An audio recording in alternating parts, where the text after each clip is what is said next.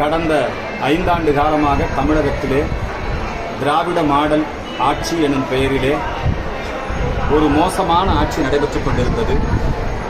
இந்த திராவிட மாடல் ஆட்சியிலே இருந்து தமிழக மக்களை, திராவிட மாடல்னா ஊழல் மாடல், சாராய மாடல், போதைப் பொருள், சட்டம் ஒழுங்கு சீர்குலைவு, இதுதான் திராவிட மாடல்.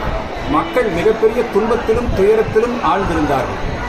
பிரிவினைவாதம், பயங்கரவாதம், சாதி மத அரசியல், இப்படி இந்த திராவிட மாடல் தமிழகத்தை சீரழித்து விட்டது. இந்தியாவிலேயே கடன் வாங்கியதிலே நம்பர் 1 மாநிலமாக 11 லட்சம் கோடி ரூபாய் கடன் நம்முடைய தமிழக மக்கள், ஒவ்வொரு குடும்பத்தின் தலையிலும் 5 லட்சம் ரூபாய் என்கிற நிலை ஏற்பட்டது.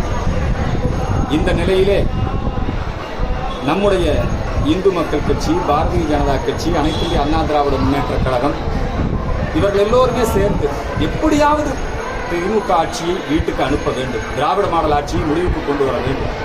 நாங்கள் திருச்செந்தூர் முருகப்பெருமானிடம் வேண்டியிருந்தோம், இந்த ஆட்சி அகற்றப்பட வேண்டும், அதற்கு முருகன் அருள் புரிய வேண்டும் என்று வேண்டியிருந்தோம். உண்மையில் இந்த ஆட்சி தற்பொழுது அகற்றப்பட்டிருக்கிறது, முருகன் அருள் புரிந்திருக்கிறார்.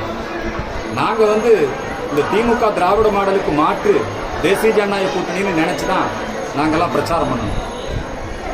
ஆனால் முருகப்பெருமான் தமிழக வெற்றிக் கழகம் ஜோசப் விஜய் அவர்களின் மூலமாக இந்த திராவிட மாடல் ஆட்சியை, குடும்ப அரசியலை, ஊழல் அரசியலை, வாரிசு அரசியலை வீட்டுக்கு அனுப்பியிருக்கிறார்.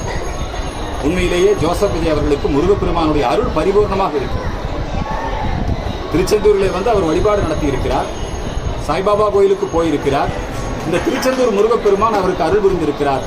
ஆகவேதான் இந்த திராவிட மாடல் ஆட்சி அகன்றிருக்கிறது. இந்த திராவிட மாடல் அகன்றுவிட்டால் திருச்செந்தூர் கோவிலிலே சிறப்பு வழிபாடு செய்ய வருவேன் என்று நான் வேண்டியிருந்தேன். ஆகவே அந்த வேண்டுதலை நிறைவேற்றுவதற்காக இன்றைக்கு இங்கே வந்தேன். வேண்டுதலை நிறைவேற்றியிருக்கிறேன்.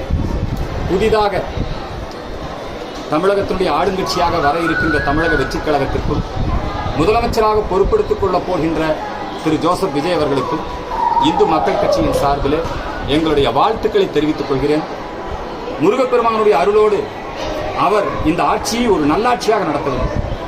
நாங்கள் தொடர்ந்து திரு ஜோசப் விஜய் அவர்களையும் தமிழக வெற்றிக் கழகத்தையும் அவர்கள் செய்யக்கூடிய அந்த தவறுகளை எல்லாம் நாங்கள் விமர்சித்து வந்தோம். நல்லது செய்யும் போது நாங்கள் ஆதரிச்சிருக்கிறோம். விஜய் அவர்கள் இலங்கை தமிழர்களுக்காக உண்ணாவிரதம் இருக்க வேண்டும் என்று அவர் அப்பொழுது ஒரு முடிவு செய்து அந்த நிகழ்ச்சியை நடத்த முயற்சித்தார். அந்த தேதியிலே இந்து மக்கள் கட்சி அனுமதி பெற்றிருந்தது. அப்போ விஜயனுடைய கட்சியை சார்ந்தவர்கள், அப்போ அவர் கட்சி இல்லை, விஜய் மக்கள் இயக்கம் நம்ம பேர் வச்சிருந்தாரு.